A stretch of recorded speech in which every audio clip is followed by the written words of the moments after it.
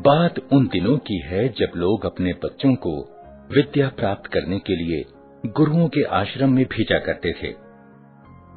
बालक वरदराज जब 5 वर्ष का हुआ तो उसके पिता ने भी उसे शिक्षा ग्रहण करने के लिए एक आश्रम में भेजा। आश्रम में गुरुजी ने अन्य बालकों के समान ही वरदराज को भी पढ़ाना प्रारंभ किया। वरदराज आश्रम में रह तो रहा था, लेकिन उसका मन पढ़ाई में नहीं लगता था। गुरुजी ने उसे तरह तरह से पढ़ाना और समझाना चाहा, लेकिन उसे कुछ भी समझ न आता था। गुरुजी जो कुछ पढ़ाते उसे वह याद ही नहीं रख पाता था। उसकी ऐसी स्थिति देखकर आश्रमवासी बच्चे उसे मंद बुद्धि कहकर चिढ़ाने लगे। इसी प्रकार 5 वर्ष बीत गए। धीरे धीरे उसके सहपाठी उससे आगे बढ़ते गए, पर वरदराज वहीं का वहीं, वह कुछ भी विशेष न सीख सका था। उसके साथ जो पढ़ने आए थे वे तो आगे बढ़ ही गए, जो बाद में आए वे भी उसे पीछे छोड़ आगे निकल गए। एक दिन गुरुजी भी हार मान गए। निराश होकर उन्होंने वरदराज से कहा, बेटा वरदराज, मैं समझता हूं कि पढ़ना लिखना तुम्हारे वश की बात नहीं है। जितना प्रयत्न मुझे करना था उतना मैंने किया, पर मुझे लगता है कि विद्या धन तुम्हारे भाग्य में नहीं है। इससे अच्छा तो यही है कि तुम अपने घर जाओ और वहां का काम काज देखो। वरदराज असमंजस में पड़ गया।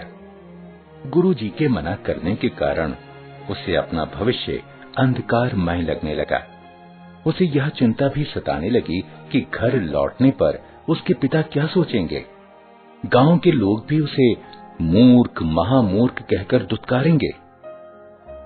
वरदराज करता भी तो क्या, उसने अपना सामान समेटा, गुरुजी के चरण छुए और वह भारी मन से विदा हुआ।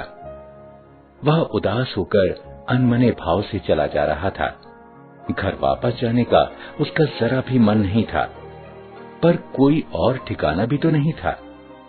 कहां जाए, क्या करे, उसकी समझ में कुछ भी नहीं आ रहा था। वह सवेरे चला था और अब दोपहर हो आई थी। रास्ते में खाने के लिए गुरुजी ने उसे थोड़ा सत्तू दिया था। उसे भूख प्यास भी लगाई थी। चलते चलते उसे एक कुआं दिखाई दिया। वह पानी पीने के लिए कुएं पर पहुंचा। वहां उसने देखा कि पानी खींचने की रस्सी की रगड़ से कुएं की जगह पर निशान पड़ गए हैं और मिट्टी के घड़ों को रखने से जमीन पर गड्ढे पड़ गए हैं। यह दृश्य वरदराज के मस्तिष्क में बिजली की तरह कौंध गया। उसने विचार किया कि जब रस्सी की बार बार रगड़ खाने से कठोर पत्थर पर निशान पड़ सकते हैं, तो क्या लगातार परिश्रम करने से मैं विद्वान नहीं बन सकता? बस फिर क्या था।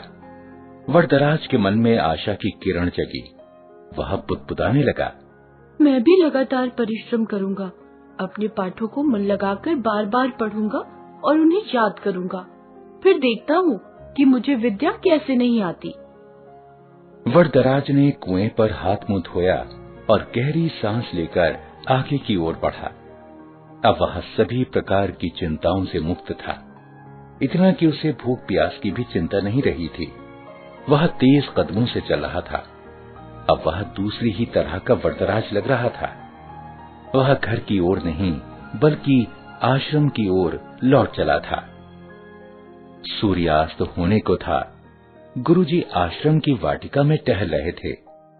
तभी उन्होंने वरदराज को आते हुए देखा। उन्हें लगा कि शायद आश्रम में कुछ छूट गया हो, जिसे लेने वह लौटा है।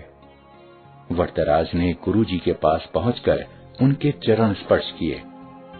गुरुजी ने प्यार से पूछा, क्या बात है बेटा, क्या तुम्हारा कुछ सामान छूट गया जिसे लेने तुम्हें लौटना पड़ा?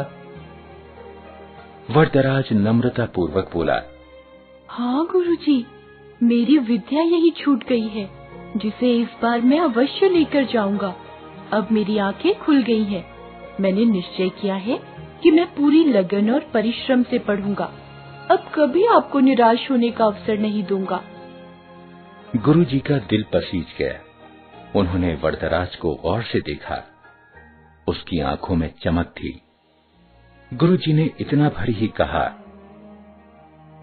तुम जो कुछ कह रहे हो, यदि उसे कर दिखाओगे तो मुझे बड़ी प्रसन्नता होगी। वरदराज ने पढ़ाई प्रारंभ की। अब तो उसकी भूख और नींद पता नहीं कहां गुम हो गई थी। वह देर रात तक पढ़ता और प्रातः सबसे पहले उठ जाता। वह अपना एक क्षण भी व्यर्थ न गवाता। उसने दिन रात एक कर दिए। इसका प्रभाव यह हुआ कि जो पाठ याद करना उसे पहाड़ पर चढ़ने के समान कठिन लगता था, अब वही सरल लगने लगा था। गुरुजी और अन्य बालक वरदराज में आए इस परिवर्तन को देख आश्चर्यचकित रह गए। अब वरदराज की गिनती प्रतिभावान बच्चों में होने लगी। यह उसकी लगन और कठोर परिश्रम का ही चमत्कार था। जानते हो, यही वरदराज आगे चलकर संस्कृत के महान विद्वान बने। संस्कृत के सबसे बड़े विद्वान पाणिनि के बाद वरदराज का ही नाम आता है।